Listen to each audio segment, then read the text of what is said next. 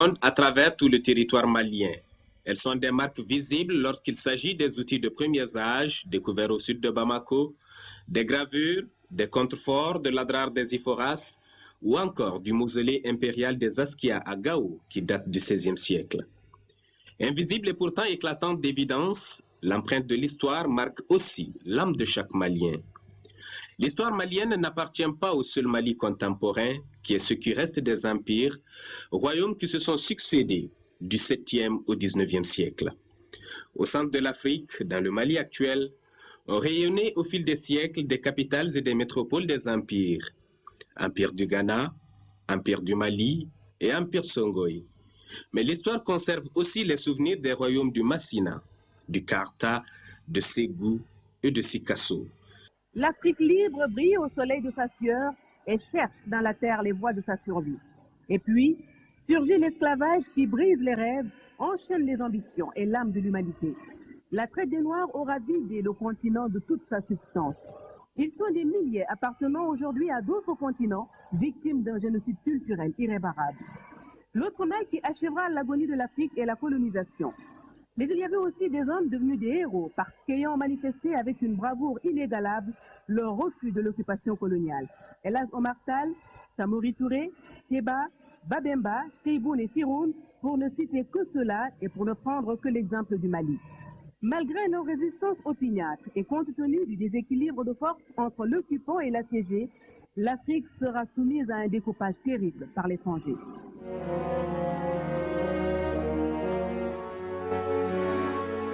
En moins de 30 ans, la quasi-totalité de l'Afrique est conquise par les grandes puissances. Pour autant, l'Afrique ne s'est pas laissée prendre sans opposer la moindre résistance. Bien au contraire, ici et là, des chefs de guerre se sont dressés contre le conquérant européen. Et peu importe la nature de ces résistances et leur efficacité face à l'armement très sophistiqué du colonisateur, elles occupent depuis lors une place de choix dans l'imaginaire africain. Toutes deviendront pour les futurs libérateurs du continent à la fois une source d'inspiration et un encouragement à l'action.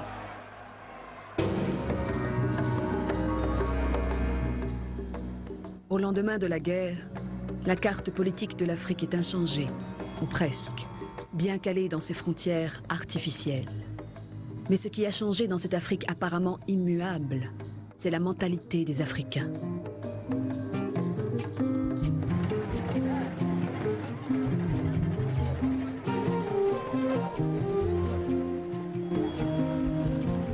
Les combattants ont connu la fraternité des armes. Ils ont rencontré d'autres Africains et d'autres soldats noirs américains, messagers d'un mythe émancipateur. Et cette ouverture au monde, ces combattants vont en parler, en ville, au village ou en famille. Et vont évoquer les espérances soulevées un an plus tôt par le général de Gaulle. Que plus rien ne serait jamais comme avant. De Gaulle le savait bien. Le général de Gaulle, en quelques mots, a transformé la carte de l'Afrique. Premièrement, il a accepté que deux territoires de la communauté, le Sénégal et le Soudan, forment désormais un seul État, le Mali, 3 fois grand comme la France. Deuxièmement, il a accepté que ce nouvel État devienne indépendant tout en restant dans la communauté. Le président du Conseil du Mali, M. Modibo Keïta, qui m'en a parlé. Il y a 10 ans, vous ne vous attendiez sans doute pas à vous trouver sur cette terrasse et à dominer Dakar. Oui, c'est exact. Et si on me l'avait dit, j'aurais traité mon interlocuteur de lunatique. En somme, c'est le Soudan au Sénégal maintenant. Eh bien, si vous voulez, oui. Le mariage du Soudan, en tout cas, et du Sénégal. Une nouvelle ère commence et le Mali sera encore le berceau et le cœur palpitant et nourricier de la vie politique contemporaine africaine. L'an 1946 verra la création du RDA.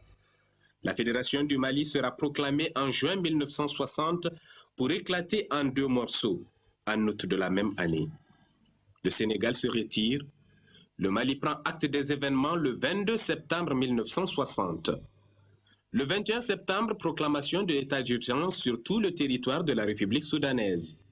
22 septembre, premier congrès de l'Union soudanaise RDA à Bamako au lycée technique actuel.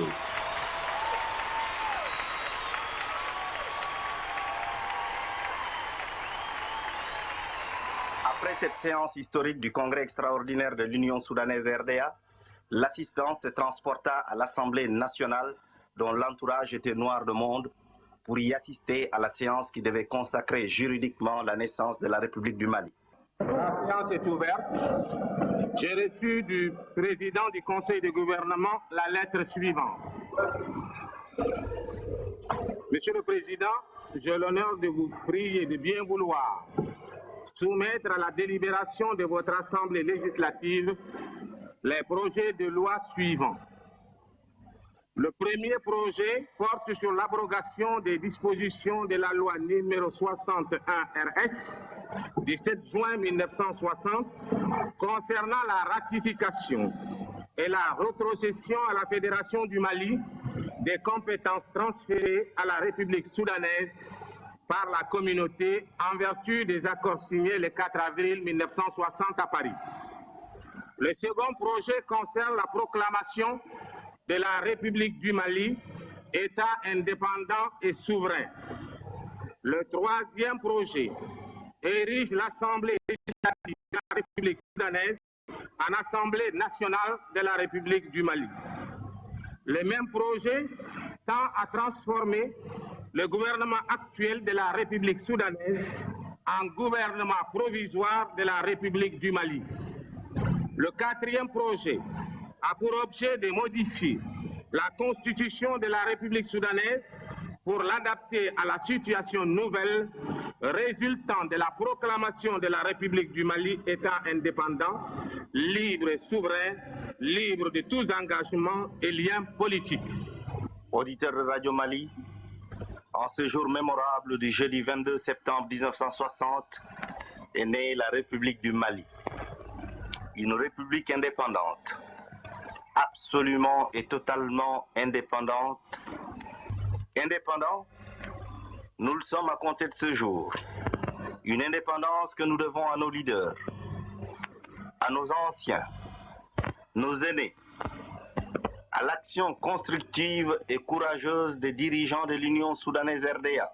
La République soudanaise indépendante n'a fait qu'usage de son droit à l'indépendance. La réalisation de l'unité nationale sera le ferment de la mobilisation générale des populations jusqu'aux confins du Sahara. Son développement économique appelle à des sacrifices pour sortir le pays d'un possible isolement. Face à cette éventualité, il s'agissait d'envisager les voies et moyens pour une économie socialiste et planifiée. D'où l'affirmation de la République soudanaise sur le plan africain et international, rappellera en substance Modibo Keïta. Nous vous invitons à autoriser l'Assemblée législative, premièrement, à appréhender les compétences transférées par la République soudanaise à la Fédération du Mali. Deuxièmement, à proclamer comme État indépendant et souverain la République soudanaise.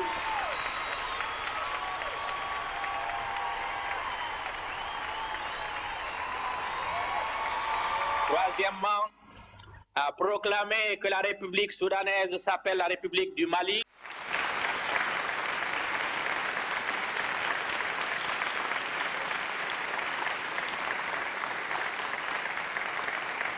La République soudanaise est proclamée État indépendant et souverain sous le nom de République du Mali. Le Congrès opte pour la construction d'un État socialiste. Une présidence de la République est instituée, confondue avec le chef du gouvernement. Un régime de type parlementaire est maintenu. Le chef de gouvernement est responsable devant l'Assemblée nationale et exerce les attributs de chef de l'État et le pouvoir exécutif.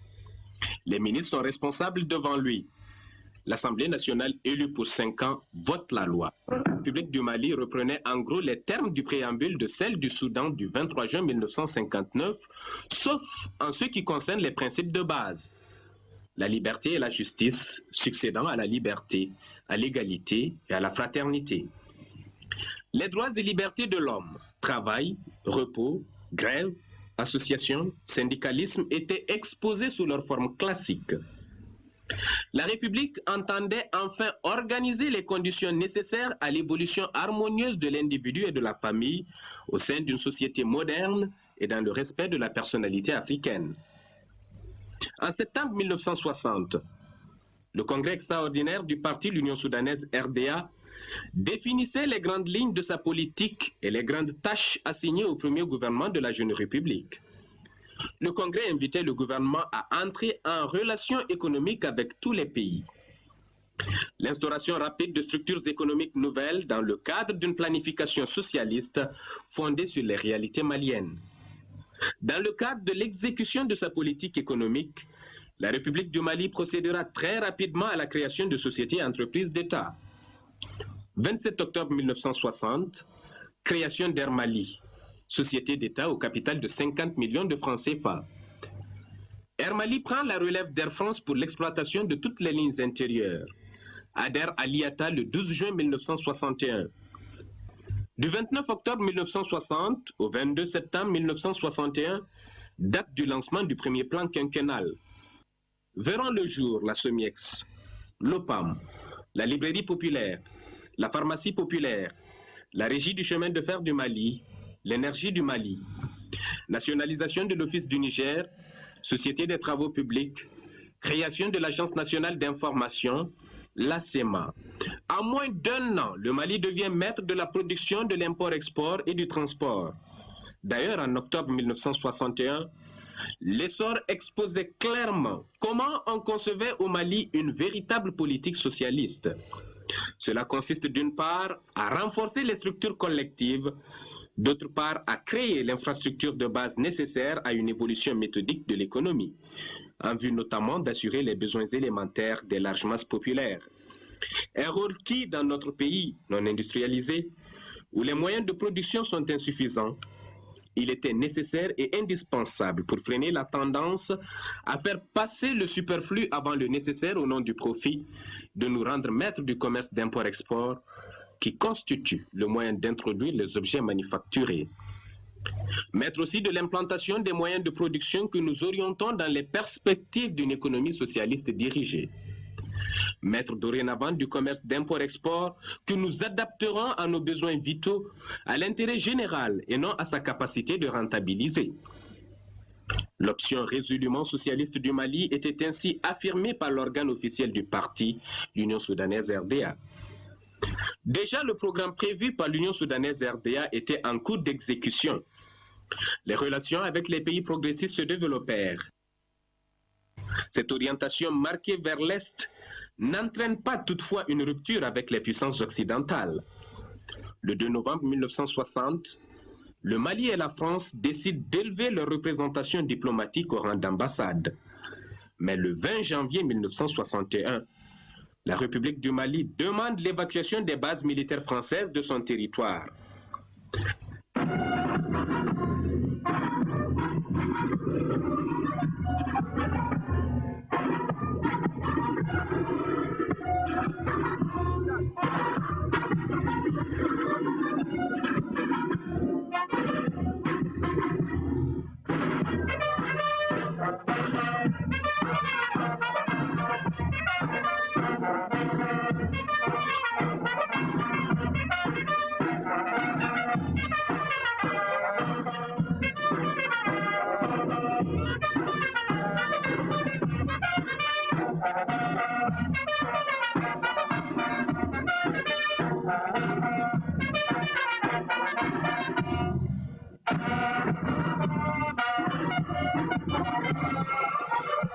Le 16 février 1961, le bureau politique de l'Union soudanaise RDA reconnaît le gouvernement provisoire de la République algérienne GEPRA comme seul gouvernement représentant le peuple algérien.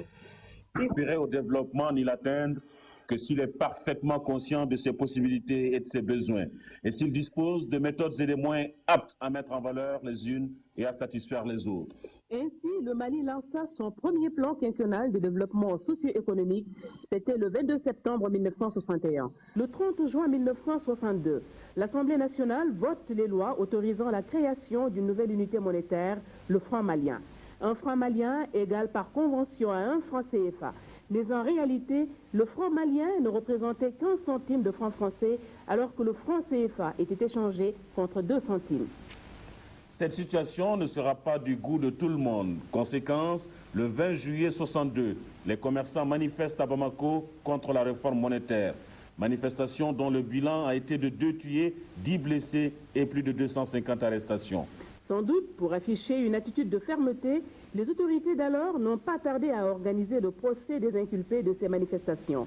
4 jours seulement après les émeutes, s'ouvrait le tribunal populaire composé de 39 membres qui devait donner son verdict 3 mois plus tard à l'issue d'un procès marathon. Le 1er octobre 1962, le verdict tombe. 3 condamnations à mort, commises en peine à perpétuité plus tard, et plus de 50 autres condamnations allant de 20 ans à 5 ans de travaux forcés. Après ce passage de la zone de turbulence de ce mois d'octobre, le navire de la Jeune République poursuit sa marche vers la consolidation de son identité socio-culturelle. Le 9 octobre 1962, l'Assemblée nationale adopte l'hymne de la République, dont le texte intitulé Le Mali a été rédigé par Seydou Badian Kouyaté sur une musique de Mario Gambetta. À ton appel, Mali, pour ta prospérité, fidèle à ton destin, nous serons tous unis. Un peuple, un but, une foi pour une Afrique unie. Si l'ennemi découvre son front, au-dedans ou au-dehors, debout sur les remparts, nous sommes résolus de mourir. Pour l'Afrique et pour toi, Mali, notre drapeau sera liberté. Pour l'Afrique et pour toi, Mali, notre combat sera unité. Ô Mali d'aujourd'hui, ô Mali de demain, les champs fleurissent d'espérance, les cœurs vibrent de confiance. Le 17 septembre intervient la réforme de l'enseignement dont l'objectif est de lier l'école à la vie. Réforme qui opte pour un enseignement de masse et de qualité adapté aux besoins, aux réalités du pays. Il fallait préparer chaque enfant malien à accéder à la forme d'activité où il peut rendre le plus de service à la nation. Il s'agissait en priorité de faire un enseignement qui décolonise les esprits et réhabilite l'homme africain. L'année 1962 aura été sans conteste l'année des réformes. Réforme du Code malien de mariage, réforme monétaire et réforme de l'enseignement. Une année chargée d'espoir donc, et qui se terminera sur un cadeau de Noël pour les chrétiens du Mali. L'intronisation de Monseigneur Luc Sangaré comme premier archevêque de Bamako. 1963 commence avec l'ouverture de 2 établissements d'enseignement qui formeront plusieurs générations de cadres maliens. En janvier, création de l'école militaire interarmes de Kati pour la formation des officiers. En mars, inauguration officielle du lycée Prosper Camara en souvenir du tout premier prêtre du Mali originaire de Caille, décédé 2 ans plus tôt. Au mois de janvier 1963 est organisé pour la première fois le DEF, diplôme d'études fondamentales, qui remplace désormais le BEPC, brevet d'études du premier cycle de l'enseignement secondaire. Au cours de cette même année, grâce à un emprunt national, Radio Mali acquiert de nouveaux émetteurs qui sont installés à Sotuba. D'autres infrastructures verront le jour. Dans ses relations avec l'extérieur, le Mali adhère dès 1963 au Fonds monétaire international FMI, à la Banque mondiale et à l'AID.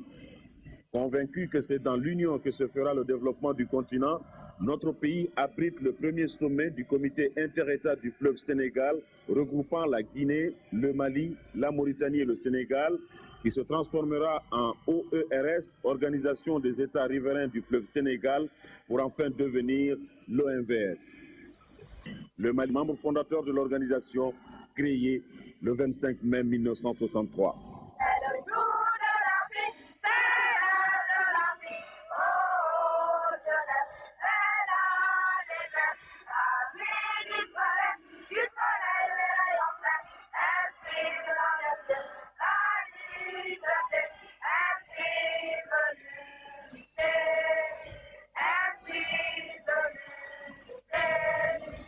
C'était 31 chefs d'État pères fondateurs qui proclamèrent du haut de la tribune de l'Africa Hall à Addis Abeba leur foi en l'unité de l'Afrique. Parmi ceux-là, le Malien Modibo Keïta, le Sénégalais Léopold Sédar Senghor, le Guinéen Sékou Touré, le Congolais l'abbé Fulbert Youlou, le Mauritanien Mokhtar Ould Daddah, l'Égyptien Gamal Abdel Nasser et l'Algérien Ahmed Ben Bella. Les ambitions de Kwame Nkrumah allaient au-delà du rêve. Cet homme voulait la constitution d'un seul gouvernement, d'un seul parlement africain et d'une armée panafricaine qui serait la consécration de la libération du continent. Il en fit la proposition, mais celle-ci fut refusée par l'Ivoirien Félix Houphouët-Boigny, le Malgache Philibert Tsiranana et Léopold Sédar Senghor du Sénégal. 1963, l'Organisation de l'Unité africaine est sur pied, mais elle aura à gérer déjà une première crise née du conflit armé qui a opposé l'Algérie au Maroc à propos de la région de Tindouf. Il fallait aussi apporter le plus tôt possible une solution à cette crise et celle-ci fut trouvée à Bamako, notre capitale. Le règlement des conflits par le dialogue était et reste une règle d'or de la politique extérieure du Mali. Et le respect de l'intangibilité des frontières héritées de la colonisation, une constante de cette politique. Le Mali est l'un des rares pays qui stipule dans sa constitution qu'il est prêt à l'abandon partiel ou total de sa souveraineté dans le cadre des accords d'association ou de communauté avec d'autres États africains en vue de réaliser l'unité africaine. Cette foi en l'unité, cette quête d'unité africaine, le Mali y a toujours cru. En 1963, le Mali est à son 3e gouvernement. L'UNTM, l'Union nationale des travailleurs du Mali, tient son congrès constitutif en juillet 1963 à Bamako, où 12 syndicats nationaux se sont affiliés à la nouvelle centrale syndicale, avec comme secrétaire général Mamadou Famadi Sissoko. Le Mali s'est engagé dans la voie de la révolution. Le moment est proche où, dans bien des secteurs, les travailleurs pourront prendre en main la gestion de leurs entreprises et donner ainsi la mesure de leur adhésion à l'option socialiste, déclarait le premier responsable de l'État. Au plan politique, après un 4e remaniement ministériel et des élections législatives pour élire les 80 députés inscrits sur la liste unique de l'Union soudanaise RDA, Bamako abrite la 3e semaine de la jeunesse. La troupe de Mopti remporte le premier prix. Incontestablement, de grands efforts ont été fournis pour l'encadrement de la jeunesse. La milice populaire, les brigades de vigilance, le mouvement pionnier ont été organisés en comités, sous-sections et sections. 1966 marque un tournant capital dans la radicalisation de l'option politique de l'Union soudanaise RDA. 23 février, coup d'État contre le président Kwame Nkrumah du Ghana. Quelques jours après, la conférence des cadres réunis à Bamako, le 1er mars, décide la mise en place d'un comité national de défense de la révolution, CNDR, doté des pleins pouvoirs. L'année suivante, dissolution du bureau politique national de l'Union soudanaise RDA et de l'Assemblée nationale. C'était le 22 août, date de la prise en charge des responsabilités nationales par les membres du CNDR. C'est l'an 1 de la révolution active au Mali.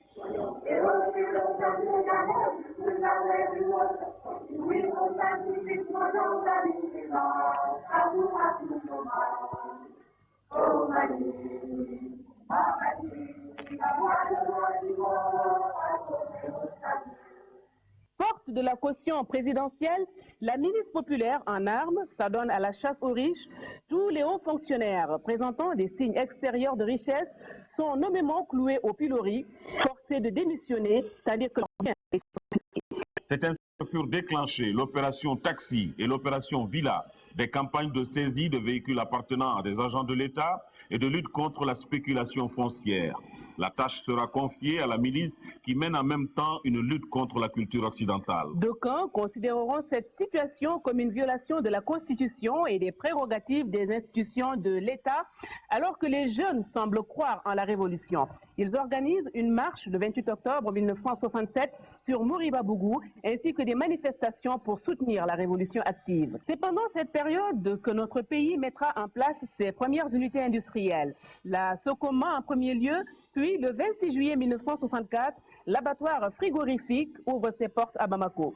La fabrique des cigarettes Dioliba en 1965, complétée 2 ans plus tard par la fabrique d'allumettes Éclair, formeront la Sonatam, fruit de la coopération sino-malienne. Et enfin, l'usine céramique de Dikoroni, construite avec l'aide de la République démocratique de Corée, sera inaugurée le 6 février 1967. Dans le domaine sportif, 1965, sortie honorable du Mali aux premiers Jeux africains de Brazzaville. Médaille d'or en judo et athlétisme, disque masculin, grâce à Lamine Touré et Nyamakoro Nyaré. Médaille d'argent en football après un match nul 0-0 face au Congo qui gagne au nombre de corners 7-2.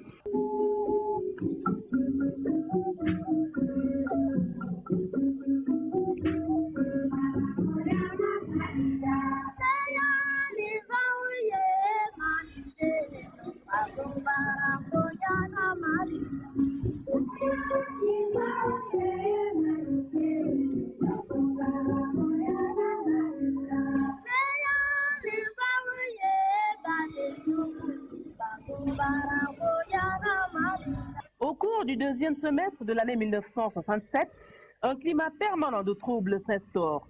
Puis, en ce mois de novembre 1968, la difficile situation économique et sociale dans laquelle est plongé le pays depuis des années, les exactions de la milice populaire, le manque d'autorité au sein de la politique et de l'État ont atteint leur paroxysme.